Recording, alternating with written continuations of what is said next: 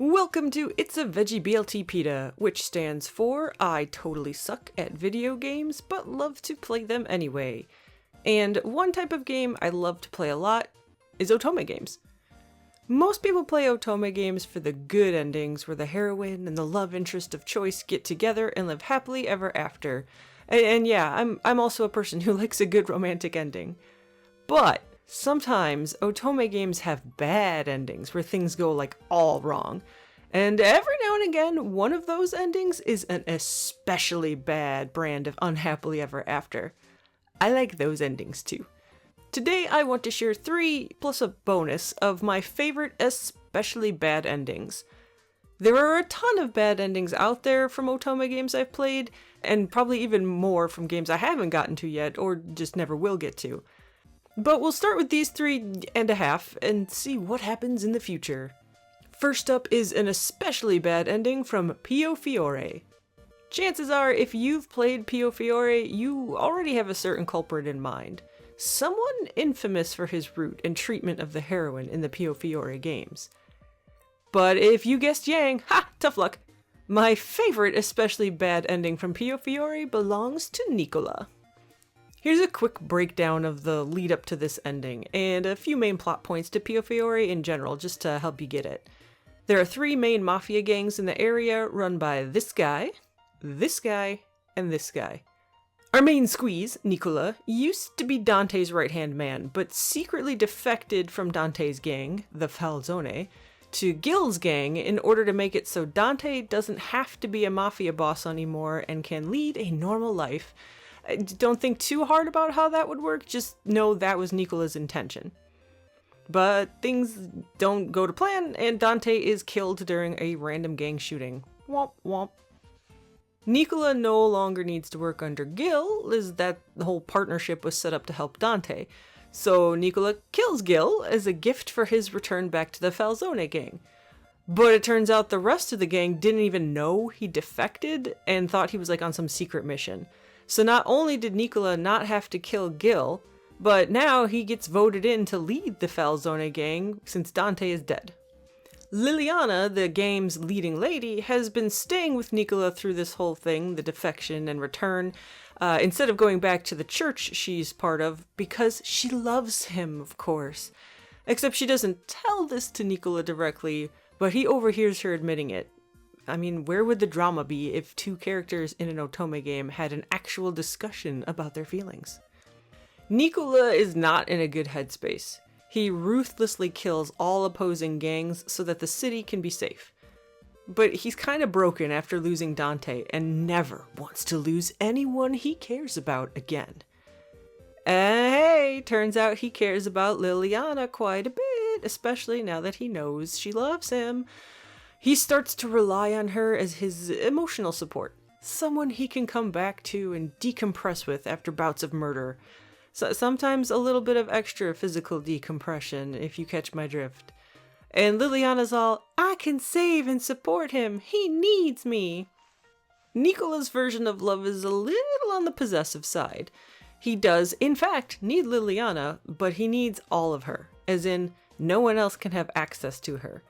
He cuts down her time in the mansion where she was cooking and socializing with the rest of the gang, because that way it's easier to protect her. And that's where the credits roll. But after the credits, we get to see how things pan out. And that's where this ending goes from just bad to especially bad. Eventually, Nicola locks Liliana in her bedroom, cut off from everyone else entirely. Oh, to make up for that, he buys her fancy dresses and books to keep her entertained. He also visits her every now and again to, relieve tension and keep himself as mentally together as possible. If Liliana is okay, then he can be okay. But he has to keep her locked away from everything to keep her safe.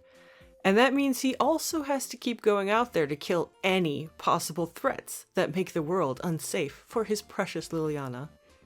Even better is that Liliana knows this whole situation is wrong and that she's not going to be able to fix or save Nicola. But she just smiles and nods when he visits her, putting on the pretty dresses and staying locked up because she still wants to try to help him, despite how messed up this arrangement is. There's no resolution or anything in this ending, even after the credits. Just Liliana stuck in her cage and Nicola being broken. Brutal. Next up is one of the endings from Olympia Soiree. There are a few interesting bad endings in this game, many that go the more typical route of one or both of the heroine and love interest dying, but only one bad ending made me actually go, what the fuck? And that especially bad ending belongs to Tokisada. The lead up to this ending actually starts with what would seem to be a happy ending for the pair. They confess, get together, and then Tokisada decides he'll get his life together and work with his adoptive father, who is dying, to take over the clan, or something like that. I'll be honest, Tokisada was my least favorite love interest in the game, so I don't remember a lot of his route. I'm not sure if this is specific to Tokisada's route, but during the game there is a set of twins, one in the upper world with orange hair, and one with yellow hair in the underworld where they shove criminals.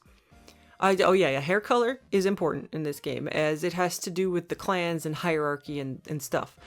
Also, the heroine's hair will turn from white to the color of whatever man she sleeps with.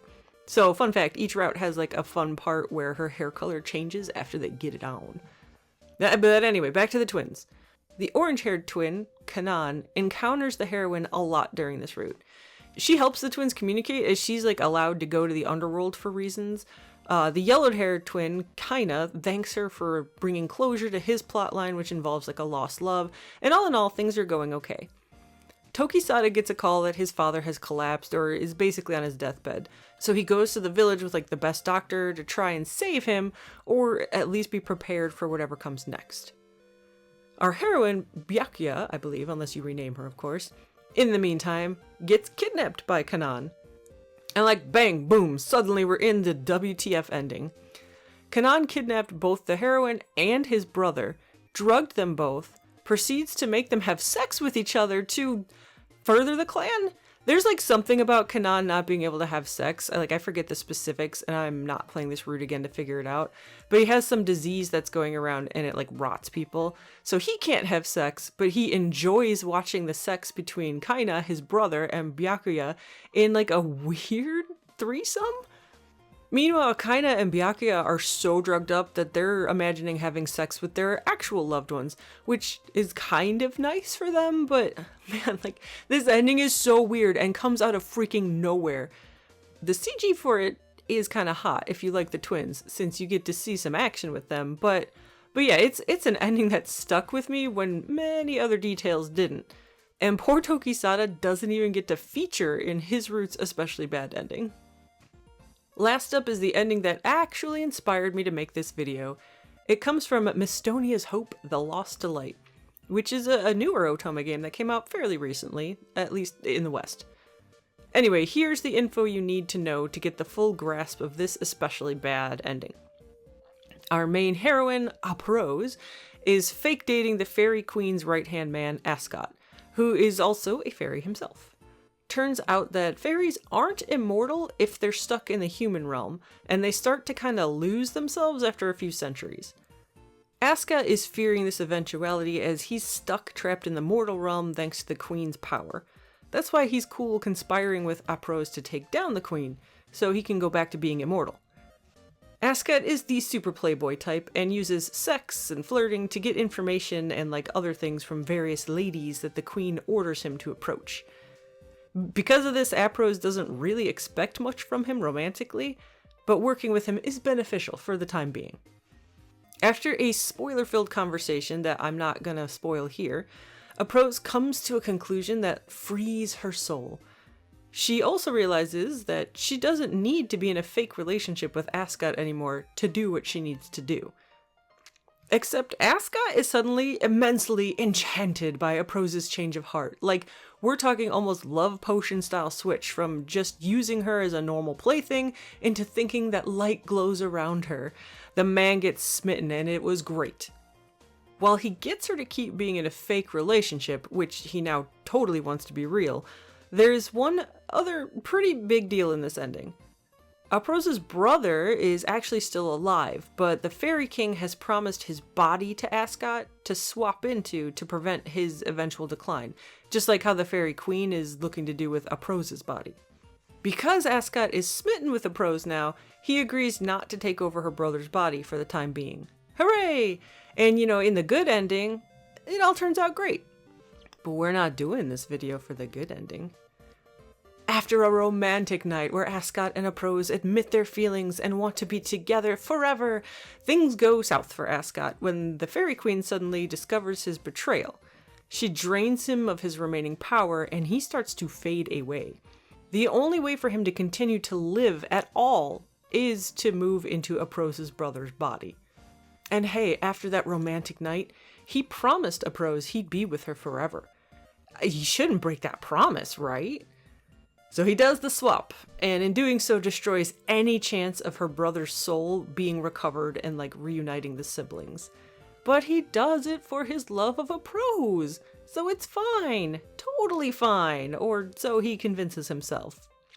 Meanwhile, Aprose and the squad actually manage to deal with the Fairy Queen and free the people from her reign, with help from Ascot popping in at the end, and I say Ascot in quotes, because that's when Aprose finds out what Ascot has done. Skip forward post-credits and Aprose's house is restored alongside the other big family houses. Aprose and her brother are named successors, except it's not really her brother, it's Ascot in her brother's body. And while he espouses that his intentions were so they could stay together, she does agree, but they will only be together now as family. Siblings. No romance, no sex, no anything but a proper brother and sister relationship. Aprose goes so far as to sleep with pretty much anyone that asks and makes sure Ascot knows or sees or hears whenever possible. My jaw went boom to the floor when I saw how brutal this ending was. Ascot is stuck, pretty much immortal still, and forever pining after the love of his life as she goes and whores herself out to keep him one step even farther than the friend zone. He gets family zoned with no hope to ever spend time as lovers again. It gave me shivers. I love it. I have a bonus half entry also from Mistonia. It's not exactly one of the bad endings, but it's not a good ending either. This one can be found on Lucas's path. Things happen and the heroine ends up getting into a political relationship and marriage with one of the other love interests, Alfred. This ending starts out pretty typical, where Lucas is depressed and sneaks into the wedding announcement or whatever it is to see the heroine one last time. They acknowledge each other and then he leaves. Except he comes back the next day or some really short time after and is like, "Psych, you thought I was giving up? No way, I'm gonna win you back from this guy."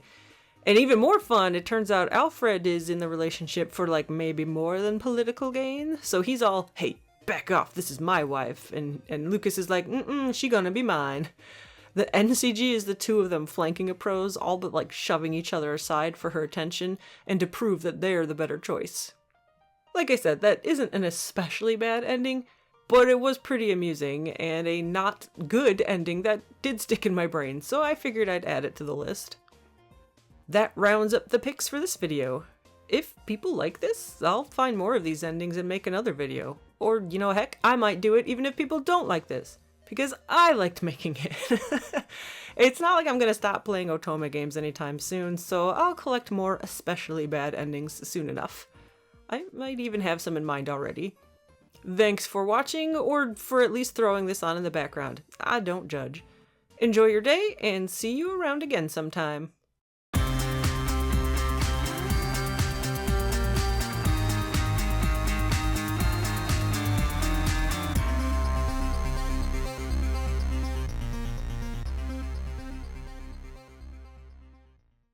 It's a veggie BLT pita! I totally suck at video games, but love to play them anyway.